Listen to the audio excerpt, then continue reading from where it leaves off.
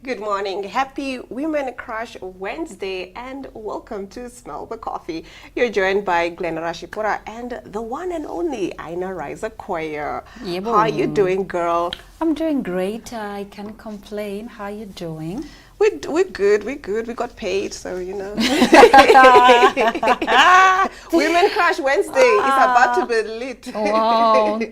This is a shout out to those of you that did not get paid. Those of you that are still waiting to get paid on Friday. She's basically just rubbing it in your face. That we're going to take us, we're going out for lunch. We have money. We're going out for lunch, guys. You know, when it's payday, I always remember the memes that they show, you know, people sleeping at ATMs, people dancing at ATMs. Really, there's nothing more nicer than getting money for your hard work. I know this inheritance money won't last. Money that you get from a sugar mommy, sugar daddy won't last. Those things don't last. It's not as sweet as the one you wake up for and sweat. Yes.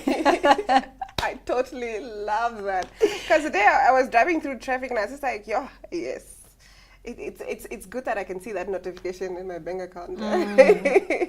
Not that that's the only motivation, but it's good that to be is rewarded the only motivation for your hard work, and that's what we strive for. You know what I mean? I think that opens the conversation for us. A lot of people always ask, would you rather work for money or for passion?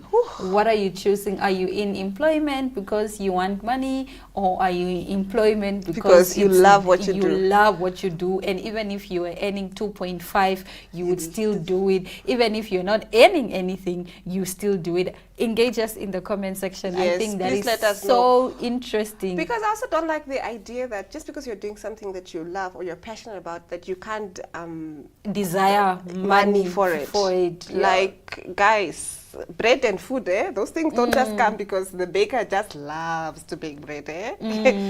So yeah, I think it's an unfair assumption. It's mostly put on artists. You get what I'm saying? Because you love what you do, surely you shouldn't. Yeah, because you love making music, surely you can perform for free. Yes, you know what I mean. But it's not fair. It's still a job. A job is a job. A job is a job. Okay, I'm excited to hear what your thoughts are. I will definitely be reading out the comment section. If any, your comments, rather, I'll be reading them out live on this show. So I'm excited to hear from you. After the break, we return with some exciting news stories. Stick around.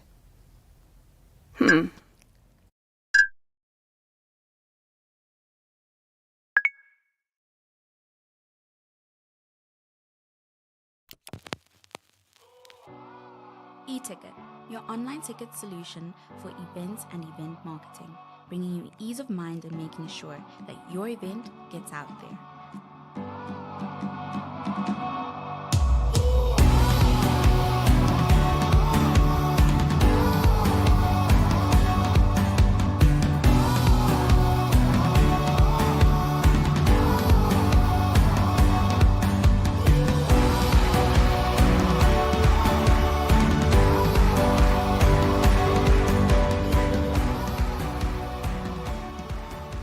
For more information, contact events@nmh.com.na.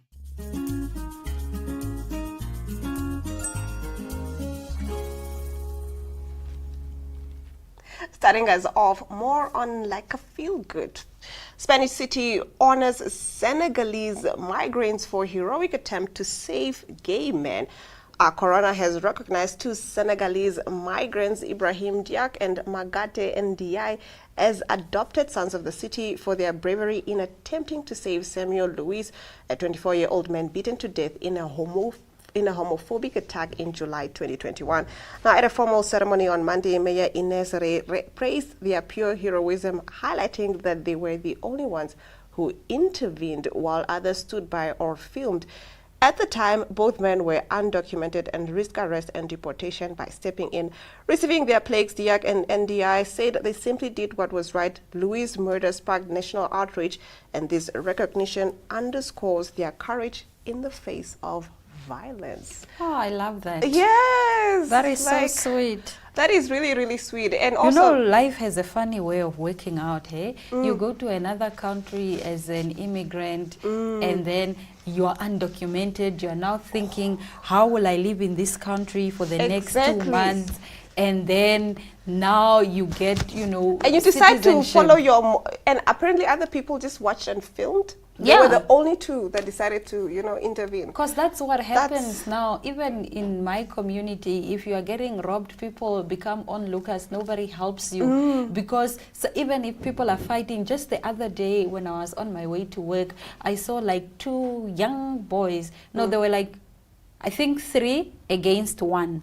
So this is around maybe 15, 16, that's their age group. And then one had a knife, the others had belts, and the other one had a stone, and they basically wanted to beat up the boy with a knife. And this is in the morning, everyone is going to work. And everybody can see it. Everybody can see it. Everyone is driving past by. People are minding their business. People are going to work. The taxi you and your drivers. fight. It's you and your fight. Nobody is intervening, and these are children. And it's not like 2 people fighting. Clearly, these are 3 people attacking 1 person. Yes. Like, it's not like... I don't know what the fight was about, but they are even in school uniform.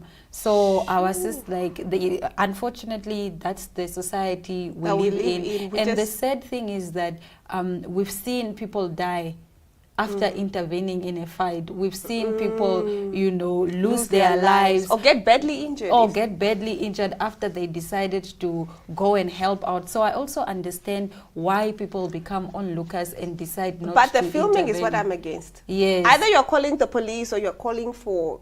Maybe I can't intervene, but there's people that are, qualified to intervene. But the filming, and I'm just watching somebody getting beaten up, whatever, and I'm just...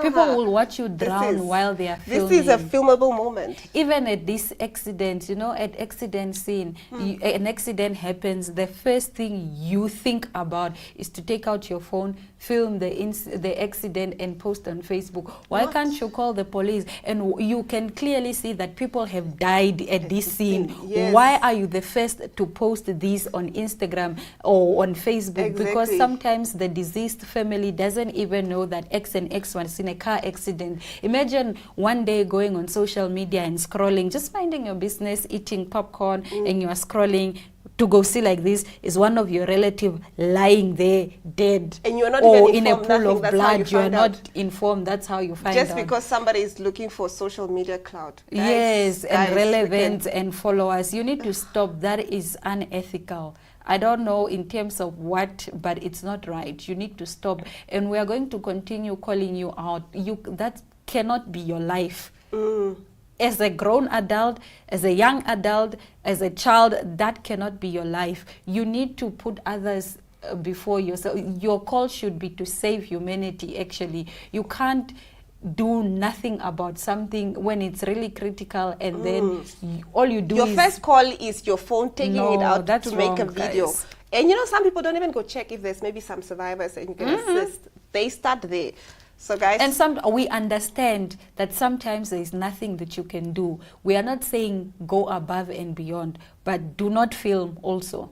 And if you film, don't post without the family's consent or police consent. I know it's your phone, I know it's your content, but also be considerate of other people, those who are affected by what you have seen, unless it's your family member, unless it's somebody that you know, maybe you can post. But I don't think it's right for you to post about all these things on social media. just think Yes, about your own your social responsibility to the next person. Would you want that to happen to you? Do you get what I'm saying? Yeah. Would I want to find out news about a relative of mine that they're in a car accident or whatever through social media? Or would I want, if something was happening to me, for that to be posted? Yeah, but I also understand that we are in a digital world and everyone is a journalist now. There is a thing called digital journalism. I understand what you're trying to do in that regard, because you are possibly disseminating this information or whatever had happened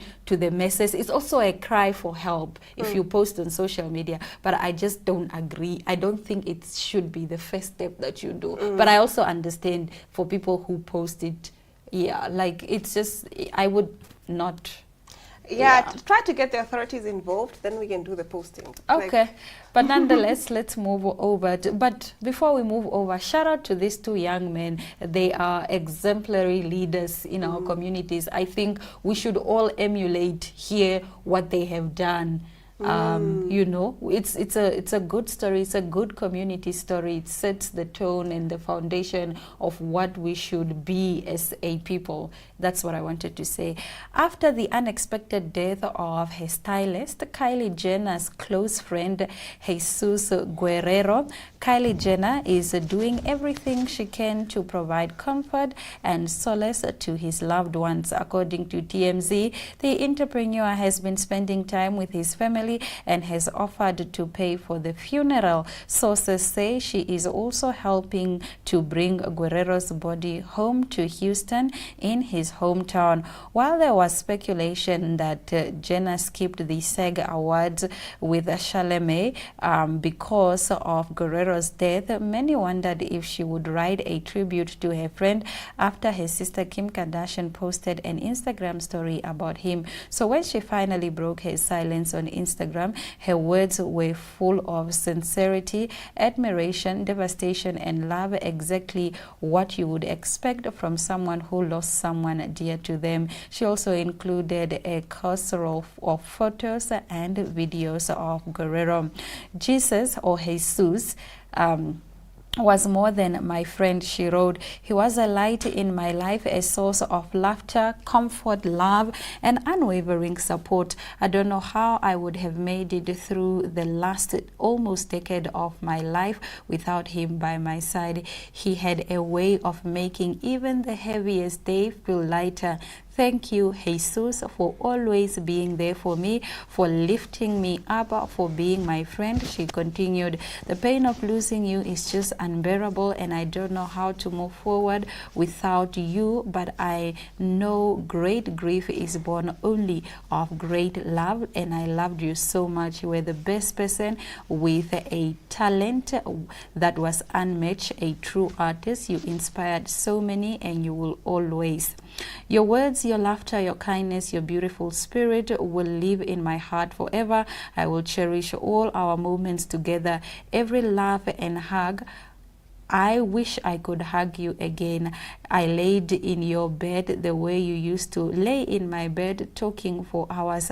I would give anything for one more deep talk. I'm going to miss you so much, more than words can say. Now, Jenner and Guerrero started working together in 2019, and he was responsible for some of her most exquisite looks over the years. Jesus sometimes referred to himself, Kylie, and makeup artist Ariel Teyanda as the three amigos. Jesus accompanied Jenner to Paris Couture Fashion Week in January, posting an Instagram story of her with the caption, Paris with my main girlie. He also styled her hair for the Golden Globes, which she attended with Timothée Chalamet. Now, Jesus was not only a stylist to Kylie Jenner, she also worked with Jennifer Lopez, Demi Moore, and so many other celebrities. So, yeah, that's the story. Whoa. It's so sad. It's so sad, but it also speaks to their relationship. I don't think it was only just work. I feel like they were more friends than they were work, but they were, you know, it's just a stylist, and it's his client. Because she said he slept in her bed, she slept in his bed. So it feels like a friendship more than anything else, and that's a beautiful relationship to to have with the people around you. Yeah. So Jesus passed on in Dubai. Hence, the story says she's making arrangements for his body to come then to his hometown, Houston. So RIP to Jesus.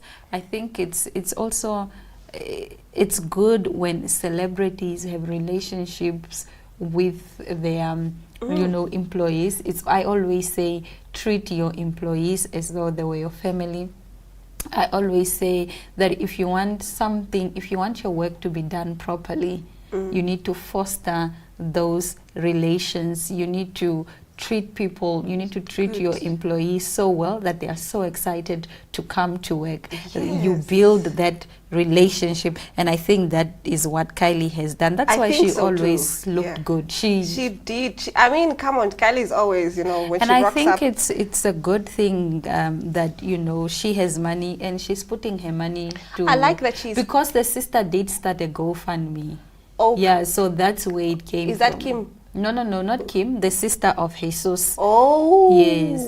I don't know if the Americans say Jesus or just Jesus. No, yeah, but he's Mexican, right? So. I may be Mexican or I don't know. Yeah, but Jesus, Jesus. Yes. I would say Jesus in English, maybe Jesus in Benek. Yes. But so when he passed, the sister went to go start a GoFundMe account. When she announced of his passing, then she said, "This is the GoFundMe account. Please help us."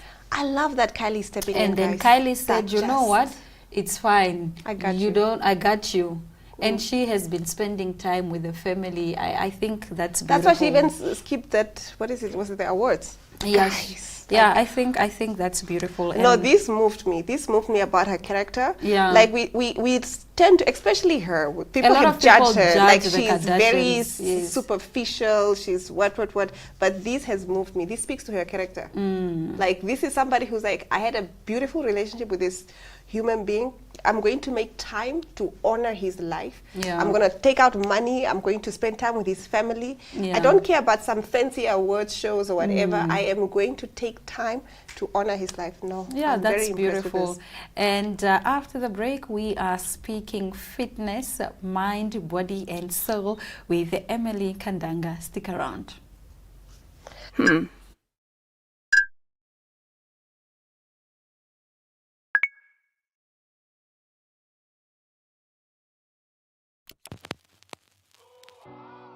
eTicket, your online ticket solution for events and event marketing, bringing you ease of mind and making sure that your event gets out there.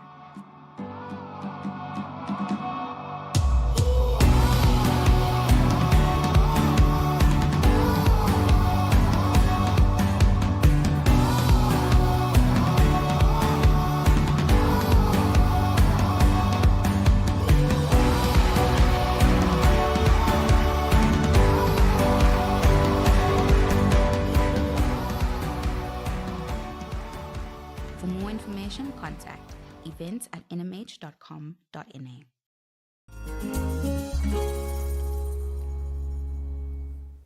This morning on Smell the Coffee, we are dissecting the impact of fitness on our well-being. And here to tell us more is Emily Kandanga, who is a strength, conditioning, and empowerment coach. Hey, girl! What's that? You have such a fancy title. You know, conditioning and strength. What does it entail? Please tell us more. Sure. So basically what I do is help my clients develop physical strength. Yeah. And through my work, through working with my clients, I saw that they also need some help and support developing emotional and spiritual strength. So that's what's brought me to a point where I'm now incorporating different elements into my business that are making it more holistic. But strength and conditioning, is all about the physique, building your muscle tone, building your muscular endurance, getting your cardiovascular strong, all of these things that just really contribute to your quality of life and wow, getting me abs and everything that I need to, be aesthetically pleasing. But talk to us more, about your business. Where do you operate from? Do you have a gym? Where can people find you? And so forth. Sure. So I run my business out of the Windhoek High School gym facility. There is a gym there that we rent space from, and that goes for my group training business, which I also do, as well as my personal training, all from that facility. So we're so blessed to have such a beautiful space that has everything that we need, and it's easy to access for everyone. Awesome. Let's move over to, dieting. I'm pescatarian, right? So I only take in fish and veggies. So I wanted to find out from, someone who's experienced, do you recommend dieting? Why is dieting healthy, or why is it not? Why is it unhealthy? I really want us to move away from even using the word dieting. I feel like it comes with so many negative connotations. Okay. When you often tell a client, we're going to put you on a diet, they You go, they tense "On a up and they're like, oh my gosh, a diet. Am I I gonna can't lose have weight?" fun. No wine. So like I really don't like that language and the way that it makes people feel. So I personally don't use that word. I prefer to refer to food as nutrition. Okay. And that's what it is for our bodies. It's fueling our bodies on the cellular level, on where we really need it, so that we can have the energy to show up, feel good, you know, because we're well hydrated and we got enough sleep and all these elements that come into play. So nutrition, and nutrition is really what it is, feeding your body all sorts of things. Yeah. So for me personally, I love that you are a pescatarian. Like, Yeah. wow, how did you get to that? It's a long story, but let's continue the conversation about food, right? How often do you have cheat days? And, you know, what are some of your guilty pleasures that you like to indulge in? That's another thing I don't subscribe to. I don't subscribe to dieting. I don't subscribe to teachings. I believe in balance and in moderation, and I feel like, especially as women, we have so many different cycles during the month. Sometimes we want really, really sweet things. Other times we want nothing to do with it. And I saw it in myself, just in the way that I was sort of coaching myself and going through my own process, that I was restricting myself from certain things and it wasn't fun. Like, and this whole thing is supposed to be fun. Yeah. You know, fitness and eating well, it's supposed to be adding to your life, not like taking away. things away. I love that. And yeah, it's really supposed to enhance your quality of being and feeling and showing up in the world. So no cheat days for me. I'll eat the donut whenever I want the donut. And, I love it. and yeah. So you just give your body what it wants when it Exactly. wants it. I love that. I've just built in, like, I know that moderation is what's key. So I'm not going to have like 10 donuts. Yeah. You know? You're not gonna have But I might have like 3. KFC the whole month for dinner. That too. I mean, oh my gosh. Awesome. Now let's talk about some of the fake misconceptions rather that people might have about fitness. What are some of those that you've maybe come across or something? Some of the common myths that I just hear from my clients' belief systems through when the things that they say to me, I'm like, no, darling, that's not true. Yeah. It's things like strength training is not good for women, that women will bulk up and look like a man. Oh, And yeah. that's completely impossible. I've heard Women can that. never look like a man.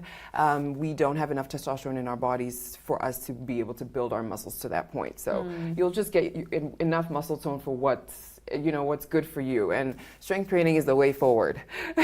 Okay. Another one is cardio, doing cardio to burn fat or fat loss. Like immediately when people want to start a fat loss journey or weight loss journey, they just turn to cardio. But what they should be doing is ideally a mix of both, a mix of strength training, more strength than cardio, because strength training is really where you can tighten up your loose skin, build lean muscle, all of these things. That's what happens when people just do cardio and they end up with a lot of loose skin. Is because they're not strength training and not using that additional resistance on their body. So it's This very is important. really insightful. Love it. I didn't know that.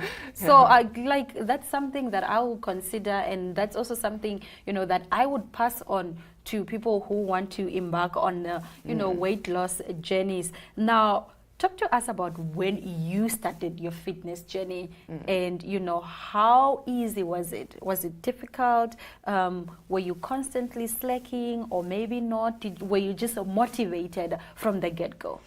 So I started my fitness journey the way that I would recommend a lot of people start it, by doing something that I actually enjoyed. Okay. And that was running. So for me, I ran all over the place. I was up in the streets, running around. At the time I lived in Malaysia, so I would run. I eventually started a community running group with my fellow students, wow, and love it. I started doing it with something that I enjoyed. And then that led me into strength training, that led me into yoga, that led me into exploring different other types of movement, hiking, and like just really having fun with it. Yeah. But start with something that you're gonna enjoy, because then you're gonna be able to stick to it. Then you're going to be motivated to do it To show up, every too. day.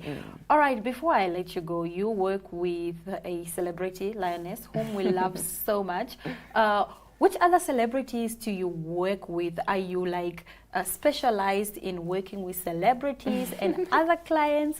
or, you know, everyone is welcome? No, definitely everyone is welcome.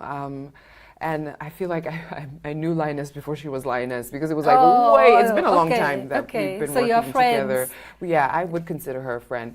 So it's been a long time, and it's really people, I say I attract people who are aligned to me, Yeah. energetically, to my soul, to my values. So it's people who it's so easy for us to get along with, and that can be anybody. Awesome. Emily, God bless. Thank you. Thank you very much, you know, for coming to Smell the Coffee, and thank you for the work that you continue to do in our society. We are inspired, we see you, we appreciate you, and we love you. Thank you. This is Emily Kandanga, who is disseminating correct and factual information about fitness and well-being. We'll be right back shortly after this.